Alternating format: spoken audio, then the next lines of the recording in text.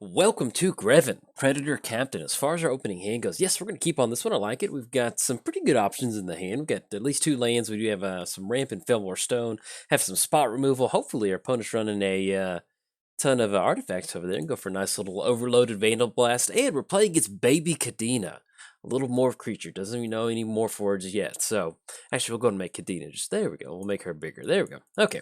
Let's go ahead and get down Bloodstained Mire. And let's go to crack Bloodstained Mire. Let's grab that Canyon Slow. And then we will cover our commanders. Let's get this popped out. There we go. There's Canyon Slow. Yeah, comes into play tap. That sounds like a winner. I have that coming to play tap and then pass the turn to our opponent. So we're playing Greven, Predator Captain Menace. Greven gets plus X plus 0, where X is the amount of life you lost this turn. Then whenever Greven attacks, you may sacrifice another creature. If you do, draw cards equal to the power of that creature. Then we lose life equal to that creature's toughness. Playing it's Kadena, the slinking sorcerer. I said a sinking sorcerer the other day in one of my videos, and it just made me laugh about her falling in some quicksand or something like that. So let's go ahead and go for Fellwar Stone. I think that sounds pretty good. Yeah. Let's go Fellwar Stone, have that enter the battlefield. And then we'll kick it back over there. So playing against Kadena, the Slinking Sorcerer, the first face down creature that you cast each turn, costs 3 less to cast. And I will remember to go for those morph creatures. And if I don't go for a morph creature whenever I'm playing Kadena, it's because I forgot. It's not some super crazy strategy that I'm trying to do. In my last Kadena video, I kind of forgot a couple different times, or a couple different people pointed it out. So at least just want to give y'all a heads up that if I ever miss it, hey, I just got wrapped up in a bunch of goofy stuff. So. Or at least kind of giving commentary. Ooh, drawn the Sword of War and Peace. So, unfortunately, we don't hit the land drop for the turn. I guess we just end up going Sword of War and Peace and like Hero's Blade. I think that sounds good. Yeah, let's just go Sword of War and Peace. That's at least going to allow us to get some sort of action going on our side of the battlefield. So let's go Sword of War and Peace, have that into the battlefield, and then anything else passes back over there. The last part of Kadena is whenever you cast a face-down creature, enters the battlefield under your control. Whenever a face-down creature enters the battlefield under your control, draw a card. So, all right, so we draw 2 Greven. So let's go ahead and make the land drop for the turn. That's going to be Greven. I think we just go Armory Automaton. I think that sounds pretty good. Enters the battlefield or attacks. You can attach any number of target equipment to it.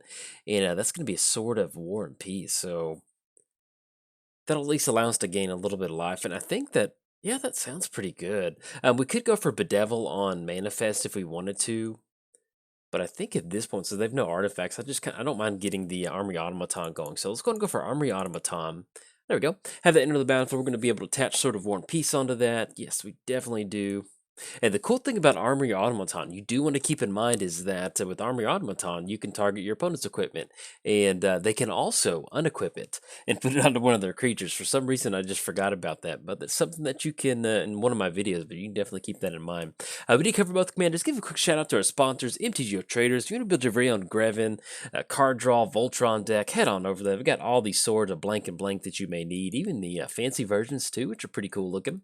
And also, a quick shout out to inkgaming.com. You can use coupon code JOLT to get 10% off anything off the website, or you can actually just check out my merch booth. Head over to their website, search Jolt539. You'll be able to see my playmats and my t-shirts. And last but not least, I started a Patreon. So if you'd like to contribute to the Patreon, there's a link down in the description below. Get you in the beginning or the ending of the credits. And if you can't do that, hey, no problem. Just tell somebody about the channel. So run into Urborg. Now that does put us on for Greven.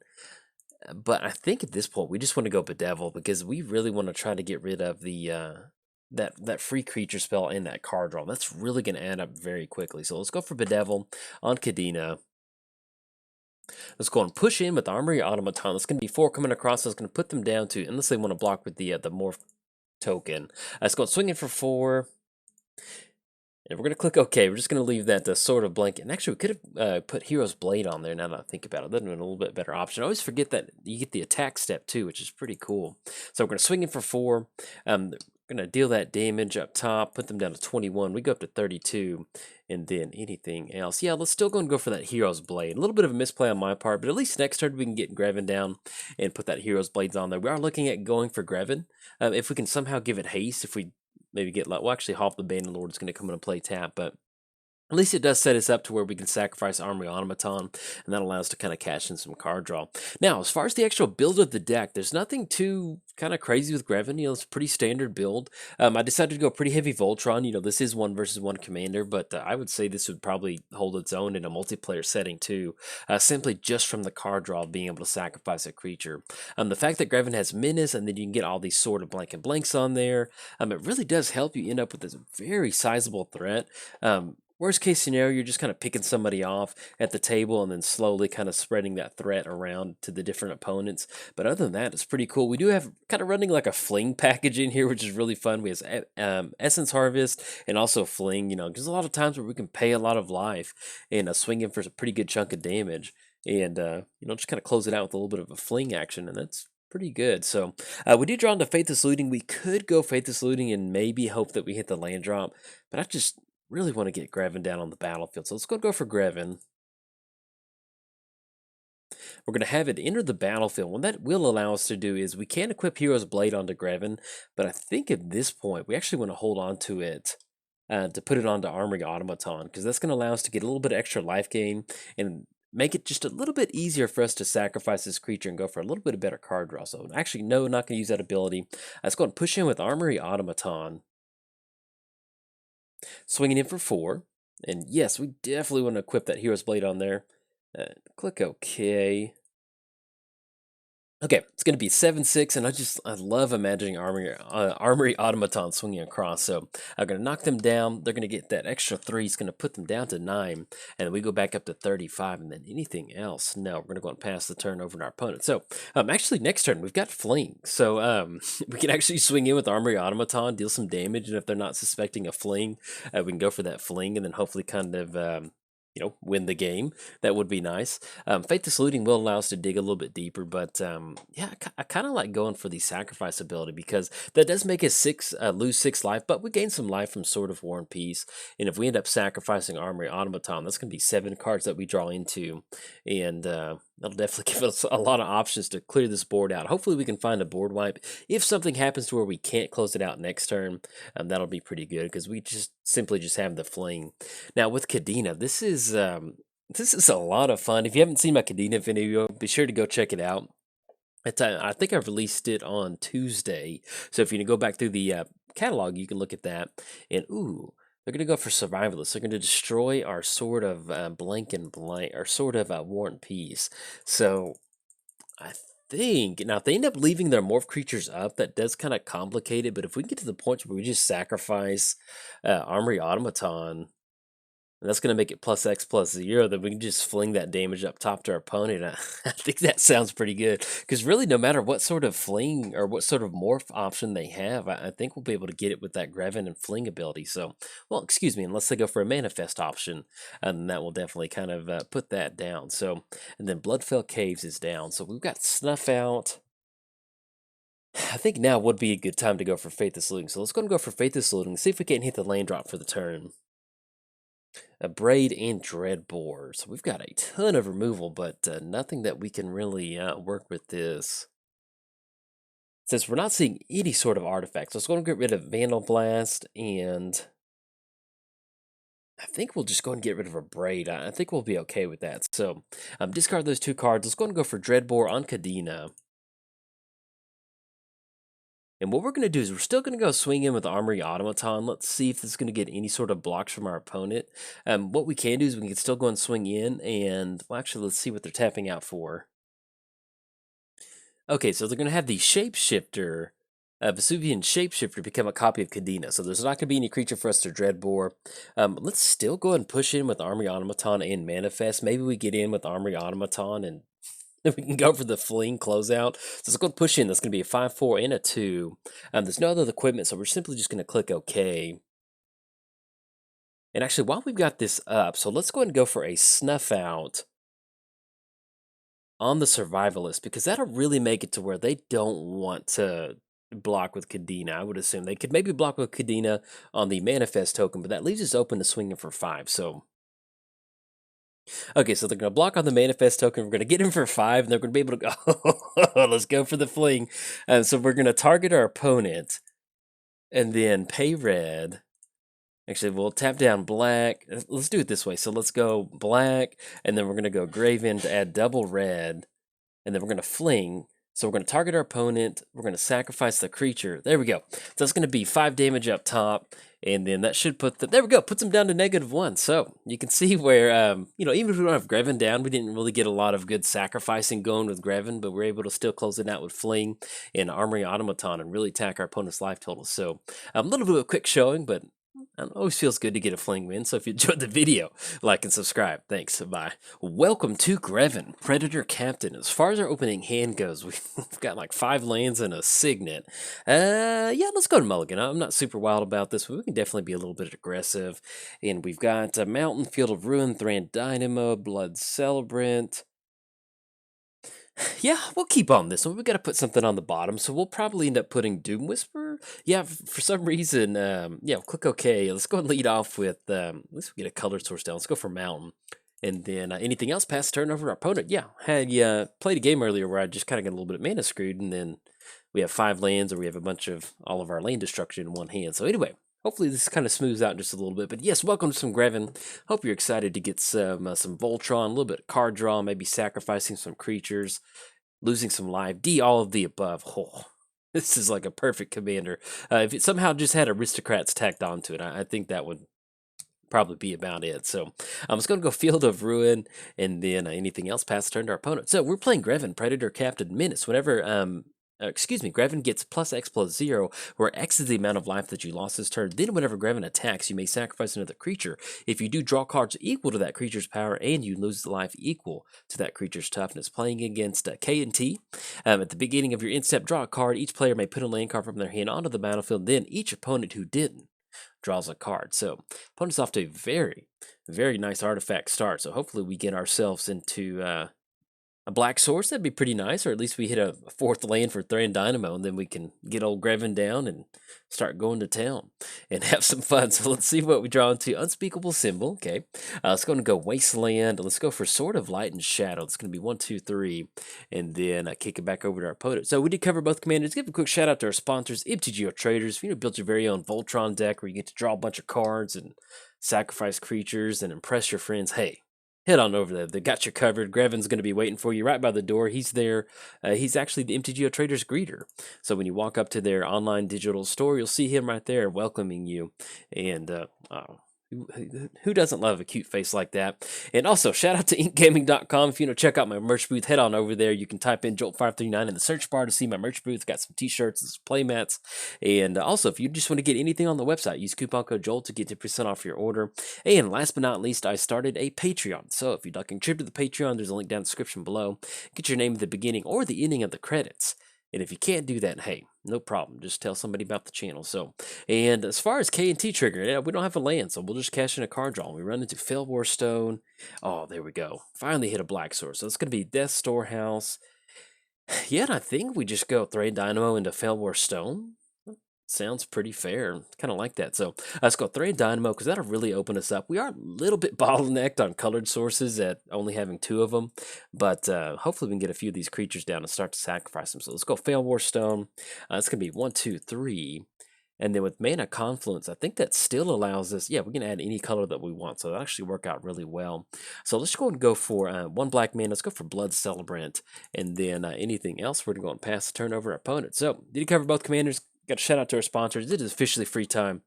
Let's have some fun. So let's talk about Greven. As far as what we're doing with this deck, this is pretty typical build of mine. It's going to be Voltron. That's going to be sacrificing creatures, and it's going to be drawing cards and losing life. So that's like all of the above. So I love this commander. Pretty straightforward. You know, we've got our good stuff in here. We've got Hero's Blade. We've got Key to the City to make sure that we're unblockable. We've got Swiftfoot Boots to make sure that we have some good protection, and not running Lightning Greaves, so that way we don't get ourselves in a position to where we can't equip equipment onto Greven, because that's not a lot of fun. Outside of that, as far as the creature package that we are running, we actually do kind of a pretty unique creature package. There are some elementals that you can run that are, 6/1s and different things like that. All right, there we go. Opponent went for Source of Plowshare on that Blood Celebrant, and I don't blame them, because what ends up happening is we basically just kind of pay a ton of life and threaten that Greven with those activations, which is a pretty cool feeling. So it feels nice to have the respect of Swords to Plowshare and a Blood Settlement. I'll take that. So Blood Settlement's going to be exiled for the game. We don't have a land to put on the battlefield, so no, we're going to cash in a card draw. There we go. Run into some nice protection. That's going to be Swiftfoot Boots. So I think that's going to be a good thing for us to go for. So let's go for Greven. So we're going to have Greven enter the battlefield, and we're going to be able to go for Swiftfoot Boots and Equip, which is going to be a very nice feeling. It will have Menace, so the good thing about it having Menace is that does allow us to kind of push past our opponent. So we're going to have Swiftfoot Boots go onto the battlefield. Let's go and put that onto Greven right now, and that will clear the way for us to swing in at Chandra. So let's go and equip that for 1. Get the commander box closed out. Let's go and swing in for 5 over at Chandra. And then next turn, we'll worry about this Sword of Light and Shadow. So let's go and push in for 5. There we go, swinging at Chandra. We could attack our opponent's life total, but we definitely want to get rid of Chandra. We want to get rid of any sort of card advantage that our opponent might be able to generate. And next turn, we'll really be able to set up a nice turn for us. We've got Whip of Erebos. That does give us the option of giving lifelink, but since we hadn't really... oh yeah, that's about to say, yeah, they have to be... it has Menace, so it has to be blocked by 2 or more creatures. So there we go. And the good thing about Magic Online popping this up is if you can't see it because of my logo, I don't know where my logo is, but illegal blocking has to be blocked by 2 or more. In the past, I'm glad they added that feature because in the past, Magic Online would just it would just be like, nope, figure it out yourself. You've stumbled on a puzzle. And so anyway, I'm glad that that pops out. So, and also, hey, if you've been on the fence about getting into Magic Online, hey, get into it. It's pretty healthy right now. There's a lot of people that do play online.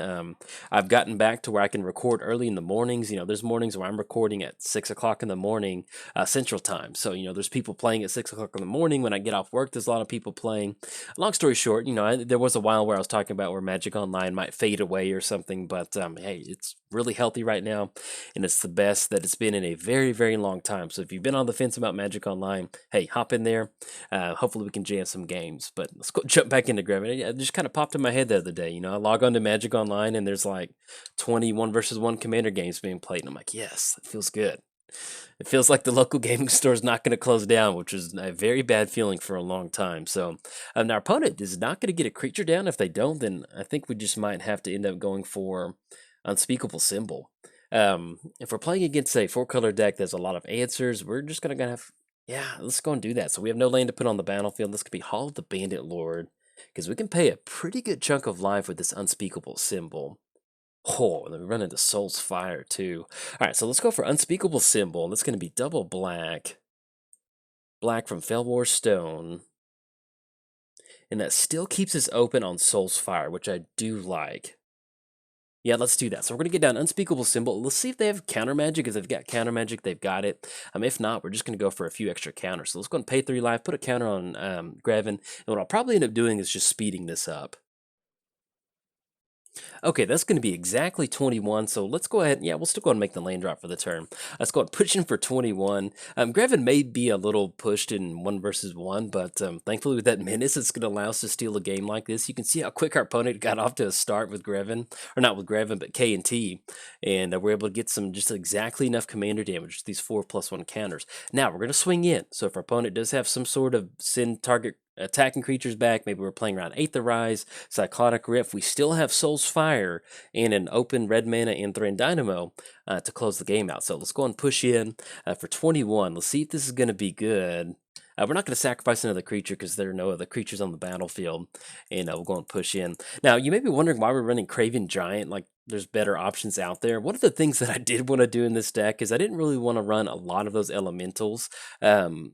They typically have like triple red, or they have black, red, and as you can tell, we're running some good utility lands in here. It's just kind of hard sometimes to support like triple red or double red and black very early on. So I tried to find some of the creatures that have the highest power and toughness, and with the low high power and a low toughness that allows us to close the game out. So, I mean, to go for some good card draw without being mana screwed. So there we go. Close it out with 21 points of commander damage.